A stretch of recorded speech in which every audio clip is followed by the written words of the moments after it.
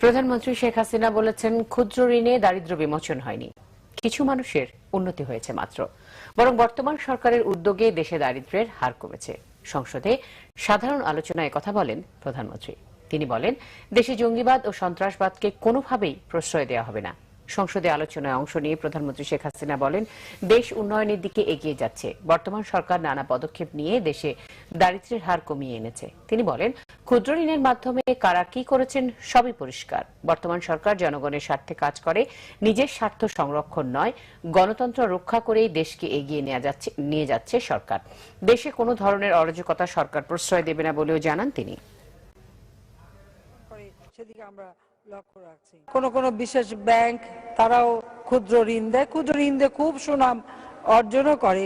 কিন্তু আমরা যদি হিসেব করে দেখি যে এই ঋণ তারা যে দিয়েছেন তাতে বাংলাদেশে দারিদ্র্যের হার কত % হ্রাস পেয়েছে, নাকি দারিদ্র্য লালন পালন করা হয়েছে আর যারা এই ক্ষুদ্র ঋণের ব্যবসা করেছেন তারাই ধনশালী সম্পদশালী হয়েছে। এটা একটু সবাইকে আমি অনুরোধ করব যে বিষয়টার জন্য অনেক তো গবেষণা হয়, এটা একটু যেন গবেষণা করে দেখা হয়। কোনো মতেই জঙ্গিবাদ সন্ত্রাসকে আমরা প্রশ্রয় দেব না। যেভাবে যে উপায় হোক এই জঙ্গিবাদ সন্ত্রাস দমন আমরা করব এবং আমাদের আইন শৃঙ্খলা রক্ষাকারী সংস্থা।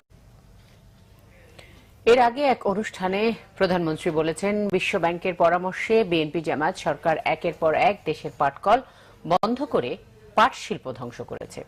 একটি ব্যাংকের এমডি পদের জন্য ব্যক্তি স্বার্থে যারা দেশের উন্নয়ন বাধাগ্রস্ত করেছে তাদের বিচার জনগণ করবে বলেও মন্তব্য করেন প্রধানমন্ত্রী। বৃহস্পতিবার রাজধানীর কৃষিবিদ ইনস্টিটিউটে জাতীয় পাট দিবসের উদ্বোধনী অনুষ্ঠানে যোগ দেন প্রধানমন্ত্রী শেখ হাসিনা। পাট শিল্প ধ্বংসে ৭৫ পরবর্তী সরকারগুলোর সমালোচনা করেন তিনি। সর্বশেষ বিশ্ব ব্যাংকের পরামর্শে বিএনপি জামাত সরকারের আদমজি পাটকল বন্ধ করে দেওয়ার সিদ্ধান্তকে আত্মঘাতী বলেও মন্তব্য করেন তিনি। ৯১ সালে বিএনপি যখন ক্ষমতায় আসলো তখন বিএনপি ওয়ার্ল্ড ব্যাংকের পরামর্শে তারা একটা চুক্তি সই করে। এই চুক্তিটা ছিল কি, তারা বাংলাদেশে পাটকলগুলি একে একে বন্ধ করে দেবে। বিএনপি সরকার যখন এই চুক্তি ওয়ার্ল্ড ব্যাংকের সাথে করলো, ওই সময় ওয়ার্ল্ড ব্যাংক আবার ভারতের সাথে একটা চুক্তি করলো একই মেমোয়ারে।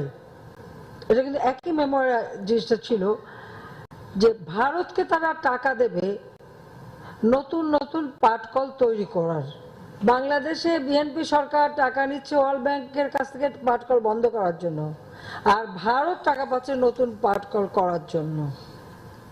আমি সাথে এই প্রশ্ন করলাম যে আমাদেরকে তো সবসময় ভারতের দালাল বলেন, কিন্তু এই দালালির যে একেবারে একটা জ্বলন্ত উদাহরণ সামনে, সেটা কি করবেন? তাদের কোনো জবাব ছিল না। পদ্মা সেতু প্রকল্পে বিশ্বব্যাংকের মিথ্যা অভিযোগের পাশাপাশি ডক্টর ইউনূসের সমালোচনাও করেন প্রধানমন্ত্রী। আমি আমার পরিবার, কারণ এখানে আমাদের পরিবারকেও জড়ানোর খুব চেষ্টা করা হয়েছিল। আমার বোন, আমার ছেলে মেয়ে, প্রত্যেকের মধ্যে তারা যে অত্যাচার আমাদের উপর গেছে মানসিকভাবে, এবং সেটা আপনাদের আমি ভাষায় বর্ণনা করতে পারবো না। কিন্তু যেহেতু সততার সাথে আমরা রাষ্ট্র চালাচ্ছি এবং এতটুকু খুঁত কারো পায়নি, এটুকু বলতে পারি। অন্তত জাতির পিতার কন্যা হিসেবে আপনাদেরকে এটুকু বলতে পারি যে বাংলাদেশের জনগণের মান মর্যাদা আমাদের জন্য বা আমার পরিবারের কারোর জন্য ক্ষুণ্ণ হবে না। কিছু কিছু লোক শুধু ব্যক্তি স্বার্থের জন্য সামান্য একটা ব্যাংকের এমডি পদের লোভে একটা দেশের এত বড় সর্বনাশ যে করতে পারে, আমি জানি না সে বিচার দেশবাসী করবে। পাটের গবেষণা, বহুমুখী ব্যবহার সহ নানা উদ্যোগের মাধ্যমে পাটের হারানো গৌরব ফিরিয়ে আনার কথা জানান প্রধানমন্ত্রী। রক্ষুনুজ্জামান, বাংলা ভিশন, ঢাকা। নির্বাচনী এলাকায় জঙ্গি দমনের নামে প্রতিপক্ষকে হয়রানি না করার নির্দেশ দিয়েছেন প্রধান নির্বাচন কমিশনার KM নুরুল হুদা। পাশাপাশি নতুন করে কারো বিরুদ্ধে অহেতুক মামলা না করার আহ্বান জানিয়েছেন তিনি। কুমিল্লা সিটি কর্পোরেশন এবং গাইবান্ধা ও সুনামগঞ্জ উপনির্বাচন নিয়ে আইনশৃঙ্খলা রক্ষাকারী বাহিনীর সাথে বৈঠকে এসব নির্দেশনা দেন সিইসি। গাইবান্ধা ১ আসনে উপনির্বাচন ২২ মার্চ আর ৩০ মার্চ অনুষ্ঠিত হবে কুমিল্লা সিটি কর্পোরেশন ও সুনামগঞ্জ ২ আসনের উপনির্বাচন। এই নির্বাচনগুলো সুষ্ঠু করতে আইনশৃঙ্খলা বাহিনীর প্রতিনিধিদের সাথে বৈঠক করে নির্বাচন কমিশন। আমরা সকলেই চাই একটা ভালো নির্বাচন। গুটি কত লোক কোথাও কোথাও হয়তো অপ্রীতিকর ঘটনা ঘটাতে পারে, সেগুলো একটা বিচ্ছিন্ন ঘটনা হতে পারে। আবার এটা এই ক্ষেত্রে হবে না। পুলিশ অথবা আইনশৃঙ্খলা বাহিনীর কোন সদস্য আগের রাতে ভোটের কারচুপির ব্যাপারে কোন রকমের সহযোগিতা করবে না। সাম্প্রতিক জঙ্গি তৎপরতার প্রেক্ষিতে নির্বাচনে জঙ্গি হামলার আশঙ্কা নিয়েও আলোচনা হয় বৈঠকে। গাইবান্ধার সুন্দরগঞ্জে বিশেষ নজরদারির নির্দেশ দেওয়া হয়। জঙ্গি দমনের নামে রাজনৈতিক দলগুলোর নেতাকর্মীদের অহেতুক হয়রানি না করারও আহ্বান জানান সিইসি। আগে থেকে যদি কারো বিরুদ্ধে কোনো থাকে, গ্রেপ্তারি পরোয়ানা থেকে থাকে, আগে থেকে যদি তারা কোনো মামলায় জড়িত থেকে থাকে, সেটা আমরা কিছু করতে পারবো না। কিন্তু এই এখন থেকে নতুন ভাবে কারো বিরুদ্ধে নিষ্প্রয়োজনে কোন রকমের হবে না, নিষ্প্রয়োজনে কোন রকমের হয়রানিমূলক ব্যবস্থা হবে না। আর জঙ্গি তৎপরতার সাথে যারা জড়িত, শুধু তাদের কি জড়িত রাখতে হবে, এটা এই ব্যাপারে আমরা তৎপর আছি এবং এ ব্যাপারে আমাদের নির্দেশনা আছে। যে জঙ্গি ঘটনা ঘটলো কুমিল্লা, এখানে কুমিল্লা ওই জঙ্গির কার্যক্রমের সাথে সম্পৃক্ত যারা, শুধু তারাই বিচারের আওতায় আসবে এবং আইন শৃঙ্খলা বাহিনীর আওতায় আসবে। কুমিল্লা সিটি কর্পোরেশন নির্বাচনে মোতায়েনের এখনো কোনো পরিকল্পনা নেই জানিয়ে সিইসি বলেন, প্রয়োজনে মোতায়েনের জন্য সেনাবাহিনী প্রস্তুত থাকবে। শারমিন ইব্রাহিম, বাংলা ভিশন, ঢাকা। জঙ্গি দমনে সারা দেশে কোয়ালিটি অভিযান চালানোর কথা জানিয়েছেন আইজিপি একেএম শহীদুল হক। পুলিশ সদর দপ্তরে আগামী 12 থেকে 14 মার্চ ঢাকায় শুরু হতে যাওয়া 3 দিনের দক্ষিণ এশিয়া ও পার্শ্ববর্তী দেশগুলোর পুলিশ প্রধানদের সম্মেলন নিয়ে সংবাদ সম্মেলনে তিনি এসব কথা বলেন।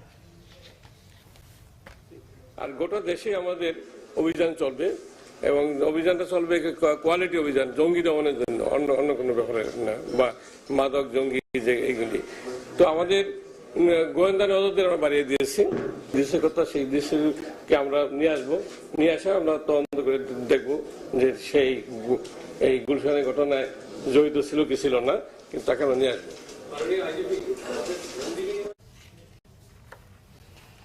বিএনপি নেতারা জানিয়েছেন কিছুদিনের মধ্যেই আগামী সংসদ নির্বাচনের রূপরেখা দেবেন বেগম খালেদা জিয়া।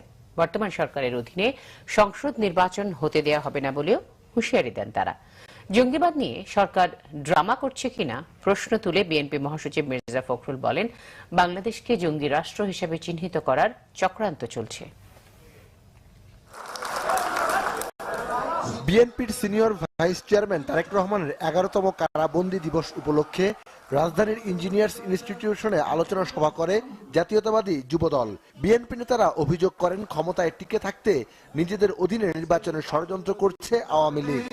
তৃণমূল প্রস্তুত, অগ্রগামী বাহিনী যারা নেতৃত্বে আমরা আছি, আমাদের কিছু দুর্বলতা আছে। সেই দুর্বলতা কাটিয়ে আমি মনে করি যে একটি বৃহত্তর পরিসরে আন্দোলন অগ্রসর হবে। আন্দোলনকে কেউ বাধা দিতে পারে না। আগামী নির্বাচন শেখ হাসিনার অধীনে হবে না।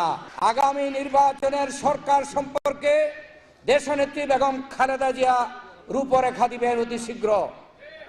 সেই রূপরেখা অনুযায়ী নির্বাচনকালীন নিরপেক্ষ সরকার আগামী নির্বাচন ইনশাল্লাহ এদেশে পরিচালিত করবে। ঢাকা রিপোর্টার্স ইউনিটিতে ডক্টরস অ্যাসোসিয়েশন অব বাংলাদেশ ড্যাবের আলোচনায় বিএনপি মহাসচিব অভিযোগ করেন, জঙ্গিবাদের কথা বলে সরকার দেশকে ভয়ঙ্কর পরিস্থিতির দিকে ঠেলে দিচ্ছে। তাদের যে লক্ষ্য ছিল বাংলাদেশকে জঙ্গি স্টেট হিসেবে চিহ্নিত করা, সেটা আমাদের সদাশয় সরকারের অতি দক্ষতার কারণে গোটা পৃথিবীতে এখন এই ধারণা দেওয়া হচ্ছে যে বাংলাদেশ একটা জঙ্গি রাষ্ট্রে পরিণত হচ্ছে। সুনির্দিষ্টভাবে আপনারা কখনোই এগুলো তদন্ত করছেন না। যাদেরকে ধরছেন জঙ্গি হিসেবে, গত কয়েকদিন ধরে আবার নতুন একটা ড্রামা শুরু হয়েছে। সরকার তিস্তার পানির সুরাহায় ব্যর্থ হয়েছে উল্লেখ করে ভারতের সাথে কি চুক্তি হয়েছে আর নতুন করে কি চুক্তি হতে যাচ্ছে তা জনসম্মুখে প্রকাশের দাবি জানান মির্জা ফখরুল ইসলাম আলমগীর। সিকান্দার রেমান, বাংলা ভিশন, ঢাকা। শেখ হাসিনার অধীনেই হবে আগামী নির্বাচন, অন্য কোনো নসিহত ও ফর্মুলায় কাজ হবে না বলেছেন স্বাস্থ্যমন্ত্রী মোহাম্মদ নাসিম। রাজধানীর ডিপ্লোমা ইঞ্জিনিয়ার্স ইনস্টিটিউটে এক আলোচনায় তিনি কথা বলেন। মোহাম্মদ নাসিম বলেন, বিএনপি আসলে নির্বাচনে আসবে, বিএনপি আসলে নির্বাচনে আসবে, শুধু নানা কথা বলে চাপ সৃষ্টি করতে চাইছে। বিএনপিকে এই খেলা বাদ দিয়ে নির্বাচনে আসার আহ্বান জানিয়ে তিনি বলেন, সরকার কোনো চাপের কাছে মাথা নত করবে না। স্বাস্থ্যমন্ত্রী বলেন, তত্ত্বাবধায়ক সরকার ফর্মুলা ব্যর্থ প্রমাণ হয়েছে, এখন আর পরীক্ষা নিরীক্ষার সময় নেই। শেখ হাসিনা চাইলে 2019-এর আগেও নির্বাচন হতে পারে বলেও মন্তব্য করেন মোহাম্মদ নাসিম। রাষ্ট্রায়ত্ত ব্যাংকগুলোর খেলাপি ঋণ কমানোর পাশাপাশি বাংলাদেশকে সক্ষমতা অনুযায়ী বৈদেশিক মুদ্রার রিজার্ভ রাখার পরামর্শ দিয়েছে আন্তর্জাতিক মুদ্রা তহবিল IMF প্রতিনিধি দলের প্রধান ব্রায়ান এইটকেন। একই সাথে সরকারকে সঞ্চয়পত্র থেকে অর্থ না নিয়ে পুঁজিবাজার বা বন্ড মার্কেট থেকে অর্থ সংগ্রহের তাগিদ দিয়েছে সংস্থাটি।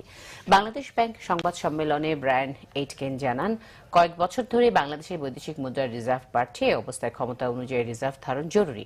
ব্রায়ান জানান, জাতীয় বাজেটের অর্থায়নে সরকার সঞ্চয়পত্রের দিকে ঝুঁকছে, কিন্তু সঞ্চয়পত্রে সুদ হার বেশি হওয়ায় সরকারের খরচ বেড়ে যাচ্ছে। এই নীতির পরিবর্তন করতে হবে। এই জন্য সরকারকে নজর দিতে হবে পুঁজিবাজারের দিকে। দীর্ঘমেয়াদী বিনিয়োগ বাড়াতে বন্ড মার্কেটকে সচল করারও পরামর্শ দেন তিনি। নতুন ঋণ দেওয়ার ক্ষেত্রে বাড়তি সতর্কতা ও ঋণ আদায় জোরদারের তাগিদ দেন IMF প্রতিনিধি দল। বাংলাদেশের অর্থনৈতিক পরিস্থিতি পর্যালোচনায় গত 26 ফেব্রুয়ারি ব্রায়ানের নেতৃত্বে IMF এর প্রতিনিধি দলটি ঢাকা আসে।